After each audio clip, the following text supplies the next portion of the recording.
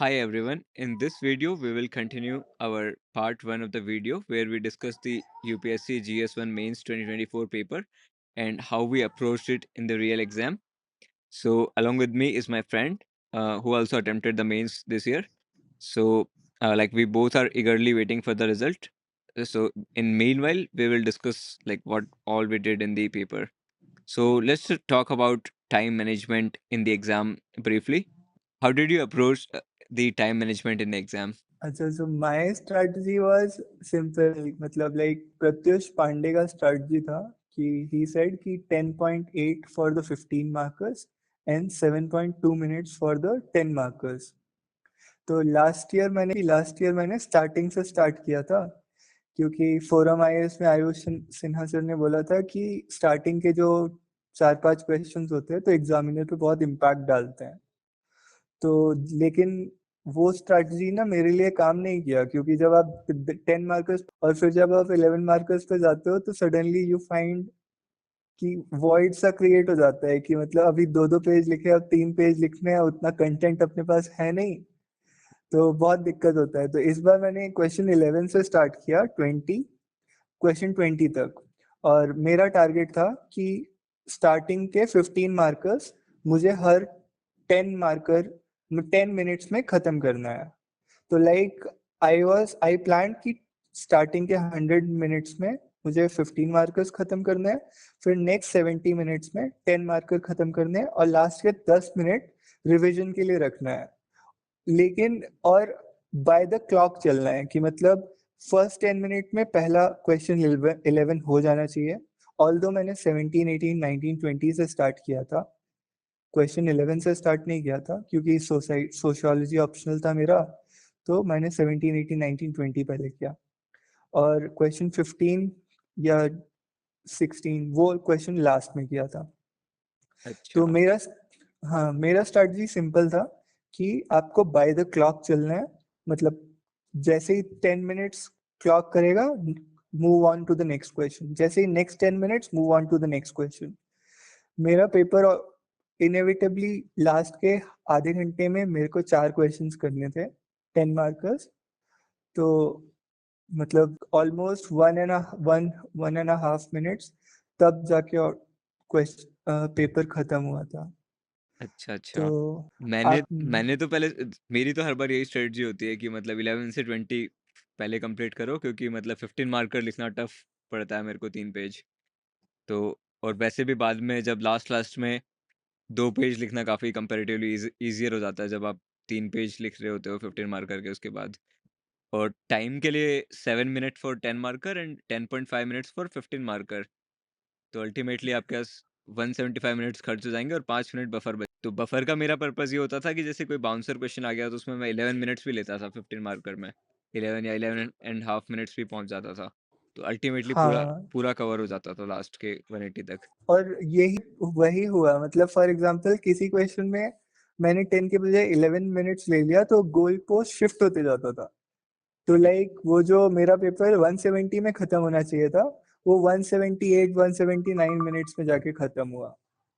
और एक और जस्ट चीज़ मैं बताऊँगा कि मतलब 11 से 20 मार्कर का मेरा गोल ये था कि 15 मार्कर में ज़्यादा रिवॉर्ड करता है आपको बेसिकली अगर आप अच्छा आंसर लिखो तो। तो मतलब मैंने एक्टिवली इनमें एकदम अपना बेस्ट कंटेंट निकाला था 11 टू 20 वाले क्वेश्चंस में कंपेयर टू 1 टू 10। तो उनको मैंने वहाँ पे थोड़ा कॉम्प्रोमाइज़ कर दिया था, स्पीड ज़्यादा बढ़ाई थी वहाँ पर। और लास्ट वीडियो में कुछ रिव्यूज ऐसा था ना कि मतलब आप लोगों ने बहुत अच्छा कंटेंट लिखा है, तो I would like to clarify कि 90% ऑफ चीजें जो मैंने लिखी है वो तो मेरे को याद ही नहीं है। Literally I don't remember 90% of the content I have written. लेकिन आई डोंट नो कि क्या शायद आपके साथ भी ऐसा हुआ हो कि आपको कम याद हो, लेकिन मेरे साथ तो ऐसा है कि मेरे को मोस्ट ऑफ द चीजें याद नहीं है। और जब आप इन सेम क्वेश्चंस को हाइंडसाइट में देखते हो तो आपके पास ज्यादा इंसाइट होते हैं टू ऑफर। तो it does not mean that I wrote very tremendous answers. It's just benefit of hindsight. मतलब फर्स्ट क्वेश्चन से स्टार्ट करते हैं 11th से। तो Hmm. The great Cholas are no more yet their name is still remembered with great pride because of their highest achievements in the domain of art and architecture. Comment. हाँ, तो अरे जैसे चोलास हो गए, पल्लवास हो गया, और मौर्यास और गुप्तास हो गए। तो आई थिंक इन चारों के ऊपर एमजीपी में डायरेक्ट क्वेश्चन था। तो एमजीपी में जितना भी क्वेश्चंस थे ना, जितने भी एग्जांपल्स थे, वो सब मैं याद करके गया था। मतलब और इनफैक्ट उतना ही याद कर, तो ऑलमोस्ट मेरे को याद है कि चोला वाला क्वेश्चन भी शायद एमजीपी में, और जो जो एग्जांपल्स उसमें थे जैसे नटराजा स्कल्पचर वाला, अर्धनारीश्वर स्कल्पचर वाला, वो सब मैंने वहां पे, बृहदेश्वरा टेम्पल, वो सब मैंने वहां पे एग्जांपल्स एकदम कॉपी पेस्ट कर दिया। अच्छा। क्या मतलब आपने कैसे अप्रोच किया था इसको? मतलब फर्स्ट तो मैंने इसको 2 पार्ट में डिवाइड कर दिया था कि आर्ट का अलग से काउंट किया और फिर आर्किटेक्चर को अलग से किया। और इस हाँ, चीज़ पे बताया कि उनकी लेगेसी थर्ड पार्ट में। ये 3 पार्ट में डिवाइड किया है मैंने इसको। तो आर्ट में तो मतलब वही उनका न्यूमिस्मैटिक्स वगैरह, स्कल्पचर वगैरह में डिवाइड कर दिया। तो जैसे मैंने नटराजा का एक छोटा-सा माइक्रो डायग्राम बना दिया। फिर नाइस। आर्किटेक्चर वाले के अंदर अगेन बृहदीश्वर टेम्पल का जो द्रविड़ा टेम्पल स्ट्रक्चर होता है, वो उसका भी मैंने डायग्राम बना दिया। और फिर गंगाईकोंडा चोलापुरम वगैरह मेंशन करना चाहिए इसमें वाले। और फिर जो मेन क्वेश्चन था उसमें ये था कि लेगेसी उनकी अभी तक है, तो इसमें मेरे को सेंगोल वाला याद था। तो मैं श्योर नहीं हूँ कि सेंगोल चोलास का था कि नहीं, बट मैं सेंगोल लिख के आ गया इसमें कि लेगेसी चल रही है। Sengol still marks the transfer of power वगैरह, क्योंकि आई थिंक चोलास से ही लिया था उन्होंने, बट थोड़ा बहुत चलता है नहीं हाँ, अगर फैक्चुअल इनएक्यूरेसी होगी तो भी। तो और लेगेसी फिर विजयनगर टेम्पल्स में भी देख, उससे एक्सपैंड कर सकते हो कि लाइक मतलब they laid down the foundation for the temples of the Vijayanagar empire. Right. और दूसरा मतलब थोड़ा और ऐसे डायमेंशन बढ़ाना हो तो एक वो वाला लिख सकते हैं कि साउथ ईस्ट एशिया में भी चोलास का इन्फ्लुएंस था। Bay of Bengal was also known as Chola lake. तो मतलब साउथ ईस्ट हाँ, एशिया के अंदर, कंबोडिया के अंदर काफ़ी इन्फ्लुएंस हो गया था इनका। इंडो श्रीलंका में भी, हाँ। श्रीलंका में भी, राइट। ठीक है, इसको थोड़ा शॉर्ट ही रखते हैं, नेक्स्ट चलते हैं। Question 12. How far is it correct to say that First World War was fought essentially for the preservation of balance of power? तो जैसे मैंने इस क्वेश्चन में बहुत लोगों से सुना कि अरे this was a difficult question, but while attempting the question in exam ना, मेरे को ऐसा मतलब तब कुछ नहीं लगा, क्योंकि फॉर एग्जांपल हम लोग वर्ल्ड हिस्ट्री में अज्यूम करके जाते हैं ना कि बहुत डिफिकल्ट क्वेश्चन आएगा, बहुत डिफिकल्ट क्वेश्चन आएगा। उस सेंस में तो this question was anyways approachable. अच्छा, मतलब मेरे केस में तो मैंने वर्ल्ड हिस्ट्री इग्नोर किया था पूरा कंप्लीटली। तो मैंने मतलब पता था उसके बेसिस पे अप्रोच किया है। अच्छा, अच्छा। जैसे इसमें मैंने मतलब एक तो अब जब भी first world war was fought for essentially for the preservation of balance of power, तो अब जर्मन यूनिफिकेशन हुआ, इटालियन यूनिफिकेशन हुआ, तो जर्मनी का राइस, और फिर जर्मनी का जब राइस हुआ तो यूरोप के जितने भी इंडस्ट्रियल बेसिस थे, उन वो लोग फिर रिस्पॉन्ड करने लगे। तो एक तो एंगल ये जर्मनी और इटली को कर्व करने के लिए वो वाला एंगल लिखा था मैंने। अच्छा। फिर जो वॉर हुआ था, जापानीज रूसो जापानीज वॉर हुआ था ना 1904 में, तो वो भी मतलब एक बहुत बड़ा ब्लो था टू द यूरोपियन पावर्स, तो अच्छा। वो लिखा था मैंने। और मतलब पहले 2 पार्ट में ब्रेक कर दिया कि एक तो कि ये करेक्ट स्टेटमेंट है कि it was fought for the preservation of balance of power. और सेकंड पार्ट में मैंने आर्ग्यू किया है कि no, there were certain other reasons also that were responsible for first world war. तो जैसे उसमें assassination of arch duke of Ferdinand हाँ, ऐसा कुछ था आई थिंक। तो राइट। उस टाइप का रीजन। और फिर जो इंपीरियल जर्मनी थी, तो उसमें hmm. Rise of fascist ideology. हालांकि वर्ल्ड वॉर 2 में ज़्यादा करेक्ट है वो, बट यहाँ पर भी कर सकते हैं। और और मतलब जैसे for example first world war से पहले लड़ाई किस किस के बीच में थी? मतलब रशिया और फ्रांस का इन्फ्लुएंस जो है यूरोप में वो ग्रो कर रहा था अगेंस्ट जर्मनी। तो मतलब एक ये भी दिखाया था मैंने कि Germany was rising, so Russia and France tried to counter balance the influence of Germany. How far was the hmm. Industrial revolution in England responsible for the decline of handicrafts and cottage industries in India? तो जैसे इसमें सबसे पहली चीज तो वो आती है ना कि मतलब ड्रेन ऑफ वेल्थ थ्योरी, वो चीज कि industrial revolution in England was based on the exploitation in India. Right.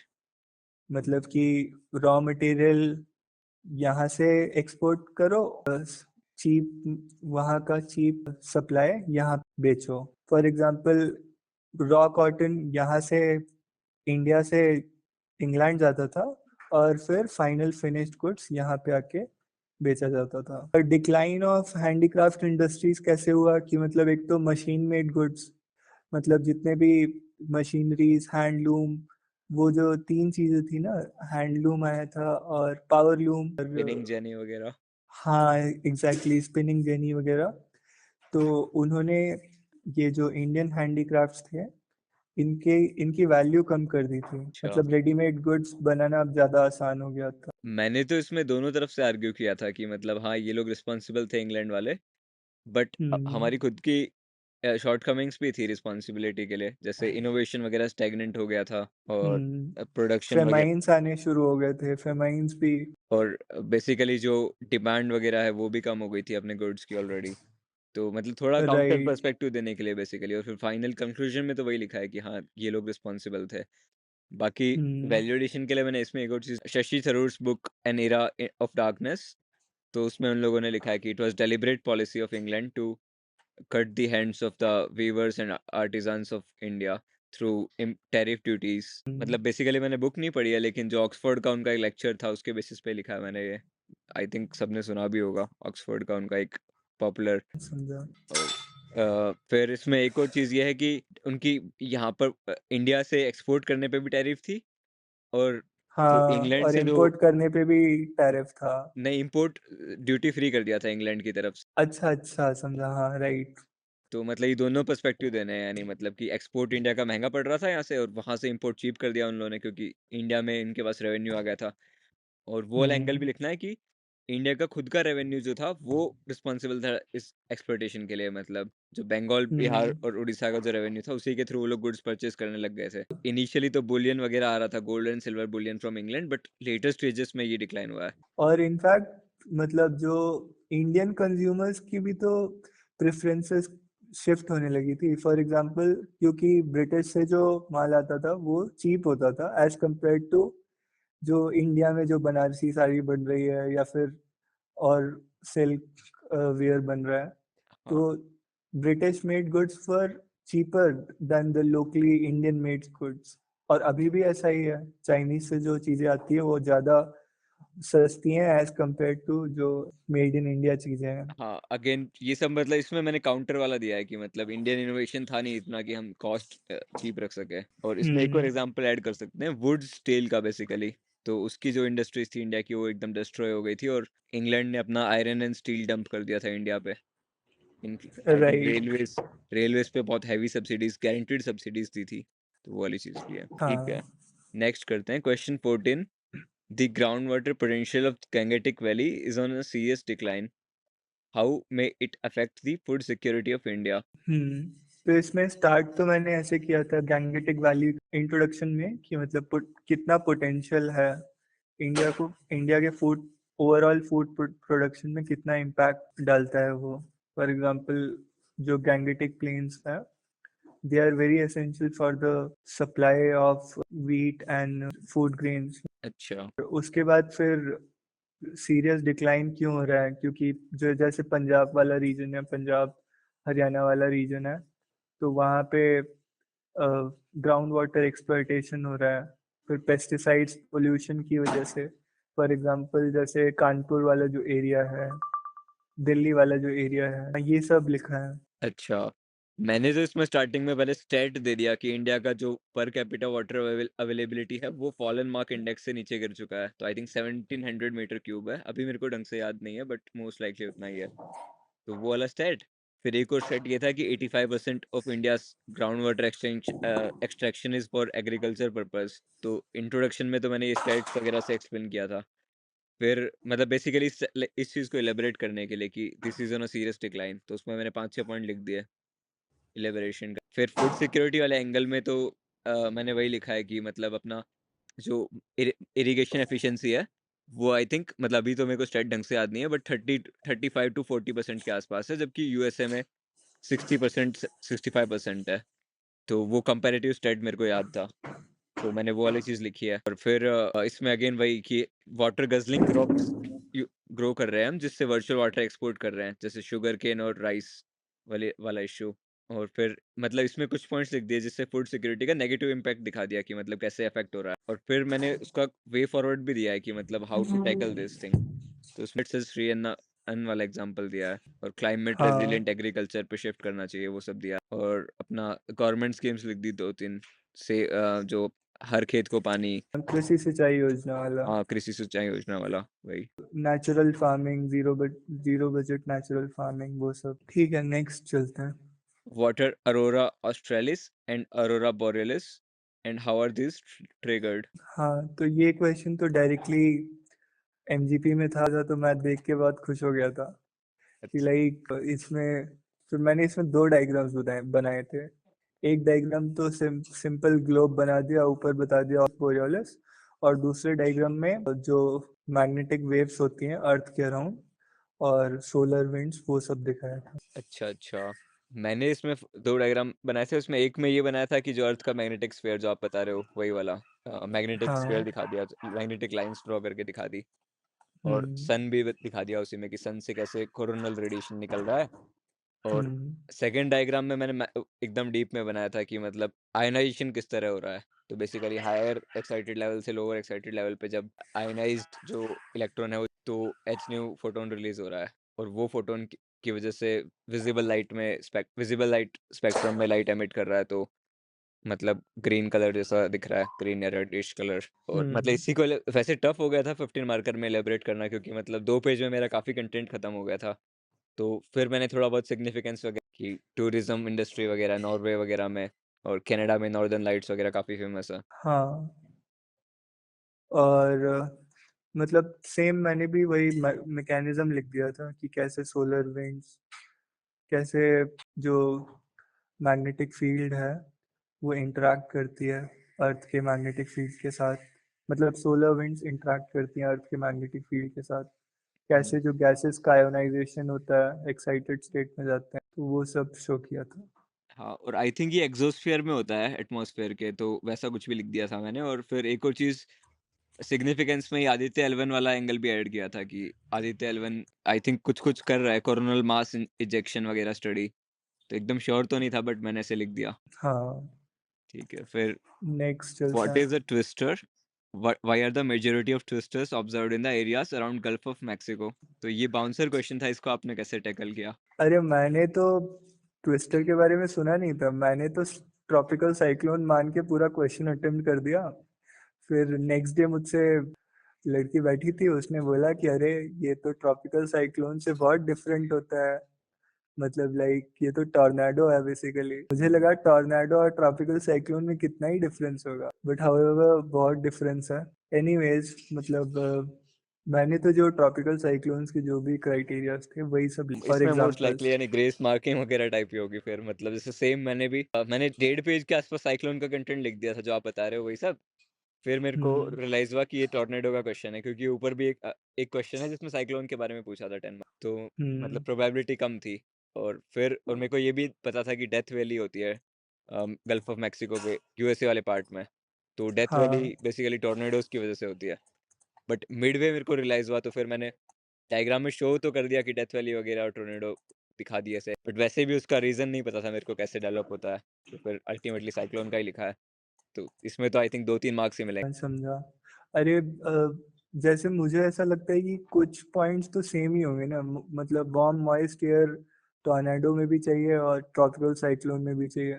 In fact मुझसे तो कोई अभी भी एग्जैक्ट डिफरेंस पूछ ले कि what is the difference between tornado and tropical cyclone, तो I may not be able to exactly differentiate between both of them. I think कि जो टोर्नेडो है वो सिर्फ लैंड पे ओरिजिनेट करता है, और जो अपने साइक्लोन है वो तो सी से ओरिजिनेट करते हैं और लैंड पे तो खत्म हो जाते हैं ट्रॉपिकल वाले। तो मतलब बहुत ज़्यादा ही सिमिलरिटीज़ ज़्यादा है इसमें काफ़ी। अच्छा, लेकिन एग्जैक्ट, अच्छा अच्छा, तो ये तो काफी सिंपल है, मतलब कि सिर्फ ओरिजिन पे डिपेंड कर रहा है ना, कि लेकिन लाइक। एग्जैक्ट मैकेनिज्म नहीं पता है कैसे डेवलप होता है, बट लैंड पे डेवलप होता है टोर्नेडो। तो वो वाली चीज़। और लेकिन इसमें डिजास्टर मैनेजमेंट वाला एंगल मैंने खूब ठोक दिया फिर, कि ऑलमोस्ट एक पेज मैंने इसमें डिजास्टर मैनेजमेंट पे लिखा है, प्रिवेंशन, प्रिपेयर्डनेस, डिजास्टर रिकवरी। ये वाली है। नेक्स्ट क्वेश्चन चलता है। व्हाट इज हाँ तो regional disparity? How does it differ from diversity? How serious is the issue of regional disparity in India? तो ये क्वेश्चन फर्स्ट था जो मैंने पेपर में अटेम्प्ट किया था। तो रीजनल डिस्पैरिटी मतलब मैंने लिखा कि जैसे रिसोर्सेस डेवलपमेंट अपॉर्चुनिटीज रिसोर्स कर्स लिख दिया था, और सन ऑफ सॉइल थ्योरी का एग्जांपल दिया था। फॉर एग्जांपल महाराष्ट्र वगैरह के रीजन में रिसोर्स कर्स का एग्जांपल झारखंड वाले एरियाज में। और उसके बाद फिर जो सेकंड था कि how does it differ from diversity. तो जैसे रीजनल डिस्पैरिटी होती है mostly, regional disparity mostly economic terms में देखते हैं, और डाइवर्सिटी के वेरियस फैसेट्स होते हैं जिसमें डाइवर्सिटी देखी जा सकती है। तो ये सब लिखा था। अच्छा, मतलब मेरे को तो एकदम ज़्यादा आता नहीं था ये वाला क्वेश्चन, बट वही मतलब डिस्पैरिटी को मैंने डेवलपमेंट से अटैच किया था और डाइवर्सिटी को सोशियोलॉजिकल जो आप बता रहे थे, उस टाइप से ही। लेकिन एक और चीज़ मैंने लिखी थी कि डाइवर्सिटी जो है वो हॉरिज़ॉन्टली है मोस्टली, मतलब हॉरिज़ॉन्टल फिनोमेना है बेसिकली। सेम एरिया में एक पर्टिकुलर रीजन के अंदर भी डाइवर्स लोग रह सकते हैं, और हम्म। जो रीजनल डिस्पैरिटी है वो वर्टिकल फिनोमेना है, मतलब अक्रॉस ए रीजन्स है, वही वाली चीज़ डिफाइन कर दिया बेसिकली। फिर इश्यू में तो रीजनल डिस्पैरिटी के लिए मैंने पर कैपिटा इनकम मेरे को याद थी आई थिंक, स्टेट्स की लो स्टेट और हाई स्टेट की पर कैपिटा इनकम। और दूसरा मैंने ऑक्सफैम की रिपोर्ट लिखी थी कि टॉप 1% के आसपास टॉप 1% के पास आई थिंक 40% वेल्थ वगैरह है, अभी मेरे को याद नहीं है बट ऐसा कुछ था, तो वो मैंने मेंशन कर दिया था। और एक और चीज़ लिख दी थी बिलियनियर राज, उसकी रिपोर्ट आई थी बाय थॉमस पिकेटी। तो मतलब उनका पेपर रिसर्च पेपर आया था वो अभी इसी इसी साल। तो मतलब वो हाँ। जस्ट वैल्यू एडिशन के बाकी और एक्सप्लेन करने के लिए मैंने फिर उससे अटैच किया है सेशनिज्म वगैरह से, जैसे बोडोलैंड, सौराष्ट्र इन गुजरात, फिर Vidarbha region in right. Maharashtra. हाँ। मतलब बेसिकली इंट्रा स्टेट डिस्पैरिटी को भी हैंडल किया है और इंटर स्टेट डिस्पैरिटी को भी हैंडल किया है, कि जैसे जो ईस्टर्न स्टेट्स हैं इंडिया हम्म। के उन सब में नहीं है डेवलपमेंट, नॉर्थ ईस्टर्न स्टेट्स में नहीं है। और इसमें लेकिन हम्म। एक और एस्पेक्ट था कि वे फॉरवर्ड देना अच्छे से था, जैसे पीएम डिवाइन स्कीम है, वो लिख दिया। हाँ, उन्नति वाली हमने देखी थी इस बार, मतलब नॉर्थ जो बजट बहुत में। रिसेंटली आई थी, सितंबर में ही शायद रिलीज हुआ था। हाँ, आई थिंक बजट जो लेट बजट पब्लिश हुआ था, यानी मतलब इलेक्शन के बाद उस वाले में हाँ। रिलीज हुआ था, तो वो भी मैंने लिखा है इसमें। फिर मतलब सोशियोलॉजिकल पर्सपेक्टिव से तो मैं ज़्यादा इकोनॉमिक और पॉलिटिकल ज़्यादा फोकस की। डच डच डिसीज टाइप का भी चीज लिख सकते हैं ना इसमें, झारखंड और उड़ीसा के केस में। वो क्या होता है? अरे बेसिकली मतलब रिसोर्सेज बहुत ज्यादा हैं, still they are lacking behind. अच्छा, रिसोर्स रिसोर्स कर्स जैसा ज्योग्राफी हाँ में, ठीक है। ठीक है, नेक्स्ट चलता है। Despite comprehensive policies for equity and social justice, underprivileged sections are not yet getting the full benefits of affirmative action as envisaged hmm. by the Constitution. Comment. तो सबसे पहले तो अफर्मेटिव एक्शन डिफाइन कर देना कि इसमें लेकिन मतलब। इंट्रोडक्शन का आपने वो यूज किया होगा, जस्टिस वाला। Justice is the first virtue of all social systems. John Rawls का स्टेटमेंट है ये। अच्छा अच्छा, हाँ मतलब मैंने इस क्वेश्चन में तो नहीं यूज किया। अच्छा, मैंने GS 4 में ही मोस्टली वो यूज किया था। अच्छा, अच्छा, तो और जस्ट मैं सबको इसमें बता देता हूँ कि ये वाला मतलब स्टेटमेंट काफी जगह यूज कर सकते हैं, ये मेरे को ऑप्शनल में अपने, कि justice is the first virtue of all social systems.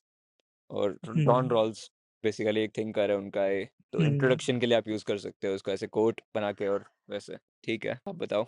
तो फिर ये था कि इसमें लिखना था ना कि under privilege sections are not getting full benefits of affirmative action, ऐसा क्यों है। तो मतलब उसके लिए तो एक इंक्लूजन एरर्स एक्सक्लूजन एरर, दो फेसेट्स आप इस पे लिख सकते हो। उसके बाद फिर डिस्क्रिमिनेशन होता है, caste based discrimination. For example मतलब SC ST students often face social exclusion higher education में, तो इसलिए दे आर एक्सक्लूडेड। हाँ, फिर वे हेड में आप मतलब स्कीम्स लिख सकते हो, स्कॉलरशिप स्कीम्स लिख सकते हो, एजुकेशनल इंफ्रास्ट्रक्चर बढ़ा सकते हो, ये सब। अच्छा, अच्छा, मैंने तो पहले इसको फर्स्ट पार्ट में ये पॉलिसीज का एड्रेस किया है कि कौन कौन सी पॉलिसीज है। तो जैसे रिजर्वेशन हो गया, तो उसमें हम्म। ईडब्ल्यू और सब क्लासिफिकेशन दिया है कि मतलब ईडब्ल्यूएस के लिए, ओबीसीज के लिए SC/STs के लिए ऐसे पूरा। फिर मैंने एक वुमेन वाला भी, क्योंकि इसमें ऐसे कास्ट बेस्ड नहीं था ये पर्टिकुलर, वुमेन वाला भी इंक्लूड किया है कि पंचायती राज में हो गया और अभी नारी शक्ति वंदन अधिनियम में भी हो गया। फिर जो ये नॉट गेटिंग फुल बेनिफिट्स वाला था, तो उसमें मैंने वो एड्रेस किया है कि मतलब अभी भी बहुत ही हाई इन एजुकेशन वगैरह, इलिटरेसी वगैरह प्रेवलेंट है इनके amongst the people from lower strata of society. और ये वाला सेक्शन फॉर हाँ समझा। मतलब और फिर जैसे स्टैंड अप इंडिया स्कीम लिख सकते हैं इसमें, वो SC/ST और विमेन एंटरप्रेन्योर्स को कंसेशनल रेट ऑफ इंटरेस्ट पे लोन्स देता है। तो और SC/ST prevention of atrocities act लिख सकता है कि मतलब वो एक्ट बहुत स्ट्रिंजेंट है but it is not implemented well.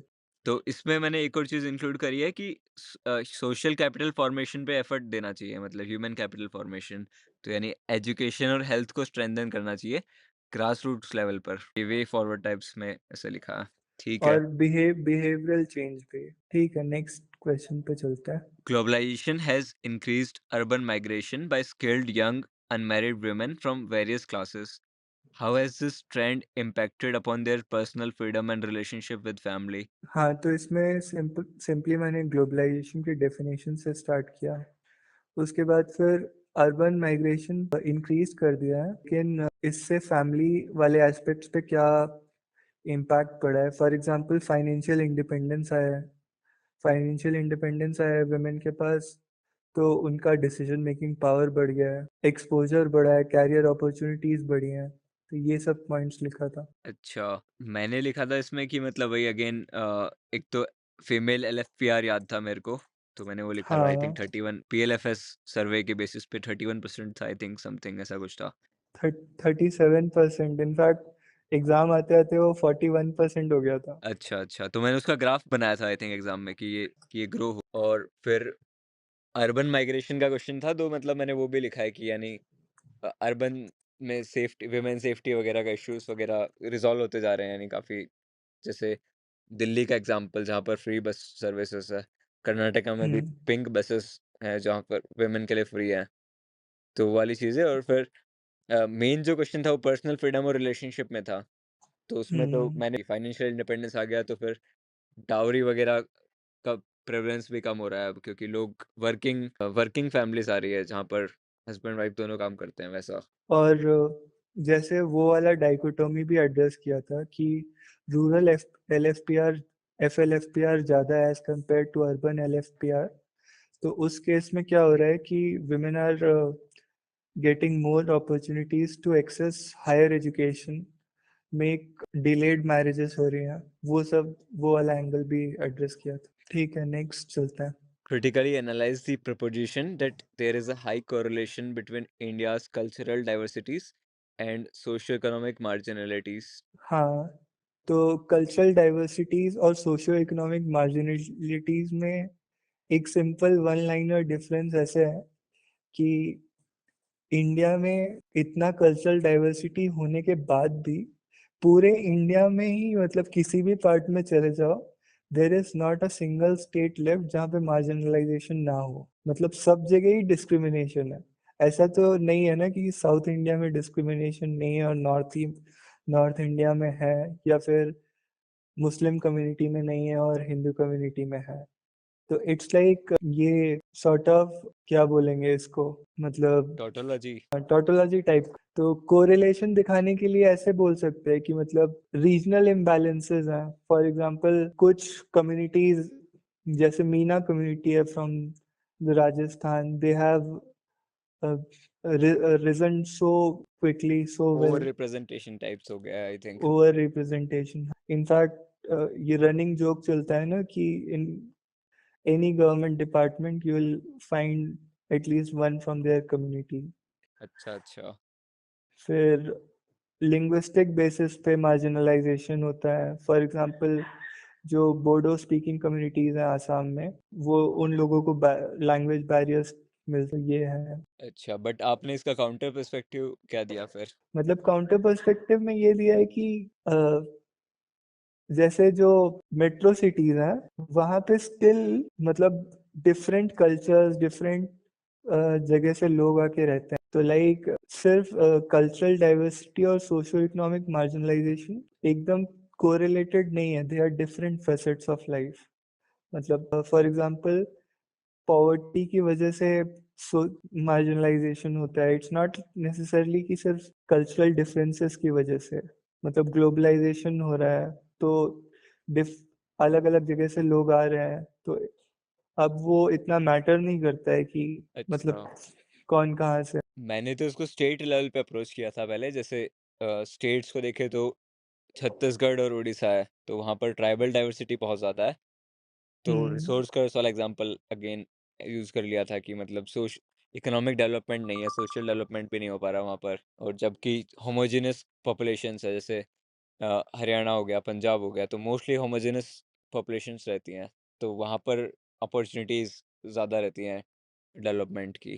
तो जैसे ये जो जब आपने ट्राइबल वाला लिखा, तो आप इसके वे फॉरवर्ड में आपने फॉरेस्ट राइट्स एक्ट लिख दिया होगा, तो आपका मतलब एकदम सॉर्ट ऑफ फुल स्टॉप लग गया कि लाइक आपने कोई प्रॉब्लम बताया और उसका सॉल्यूशन स्टेटमेंट भी दे दिया। हाँ, बट मेरा मेन पर्पस जो वे फॉरवर्ड में इसमें था, मैंने मतलब 3 पार्ट में डिवाइड किया था। तो फर्स्ट में बोला था कि कोरिलेशन है, सेकंड में बोला था कि नहीं है, और थर्ड में हम्म। जब मैंने वे फॉरवर्ड लिखा, तो उसमें मैंने स्ट्रेटजी दी है कि ग्रास रूट्स एजुकेशन और हेल्थ वाले को इम्प्रूवमेंट करो। मतलब मेरा मोस्टली वही होता है हर बार, जहाँ पर मार्जिनलिटीज़ कम खत्म करनी है, कि ग्रास हाँ, रूट्स पे अगर मतलब बेटर अपॉर्चुनिटीज़ और कैपिटल फॉर्मेशन होगा, तो कुदुम मॉडल वाला, कुदुम श्री हाँ, मॉडल कुदुम ऑफ। की सिर्फ इकोनॉमिक डेवलपमेंट से automatically social development, political development सब एम्पावरमेंट होने लगेगा अपने आप ही। तो तो इकोनॉमिक एंडिंग एम्पावरमेंट रिमार्क्स। हाँ। इकोनॉमिक एम्पावरमेंट के लिए बेसिकली वही कैपिटल फॉर्मेशन होना चाहिए, और उसके लिए हेल्थ और एजुकेशन अच्छी होनी चाहिए ग्रास रूट्स लेवल पर। और दूसरा अगेन सोशल वाला एंगल, वही अपना यूनिटी इन डाइवर्सिटी, जो बेसिक कंटेंट होता है वो सब तो लिख ही दिया, कि अनेकता में एकता, वसुधैव कुटुंबकम वाली चीज़ें। और विकसित भारत बाय 2047। एक भारत श्रेष्ठ भारत। जैसे एंडिंग रिमार्क्स पे चलते हैं अब, मतलब towards the conclusion of this video, कि हाइंडसाइट में देख के तो मेरे को काफी डर लग रहा है, क्योंकि मतलब अभी तो इतने पॉइंट्स समझ में आ रहे हैं कि ये लिख सकते थे, वो लिख सकते थे, लेकिन या फिर ऐसा जैसे आप बता रहे हो ना कि आपने ये लिखा, तो बहुत सारे पॉइंट्स है जो मैंने इंक्लूड नहीं किए हैं। अच्छा, तो बट ये मेरे तो की पॉइंट्स है, सब फिलर कंटेंट है, इसलिए ऐसा हो सकता है। हाँ सेम, मतलब मैं समझ रहा हूँ, और लेकिन दूसरा ये ठीक। भी है, जैसे सोसाइटी के आंसर्स मैंने इतने स्ट्रांग नहीं लिखे हैं, क्योंकि मेरे पास कंटेंट ये थिंकिंग वाले क्वेश्चंस है, तो मतलब जैसे आपका थोड़ा सोशियो ऑप्शनल है, तो आपका ज़्यादा अच्छा कंटेंट होगा उसमें, जबकि मेरे केस में मतलब मैं सोच नहीं पा रहा था वहाँ पर फास्ट। अरे नहीं, ऐसा नहीं है। इनफैक्ट सोशो वाले जो क्वेश्चन था उसमें थॉमस पिकेटी लिखा है आपने, तो वो तो मैंने नहीं लिखा है। जबकि आपने सजेस्ट किया था जब हम लोग डिस्कस कर रहे थे मॉक्स वगैरह, कि आप स्कॉलर्स लिख के आना जो सोसाइटी वाले क्वेश्चंस होंगे।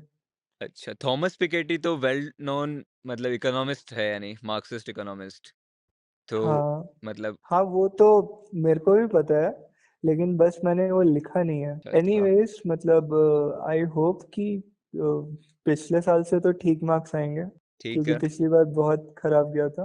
तो ठीक है, फिर देखते हैं कैसा होता है। Stay tuned for next video on GS2 papers and how we approach that. Thank you. Thank you. Delete the section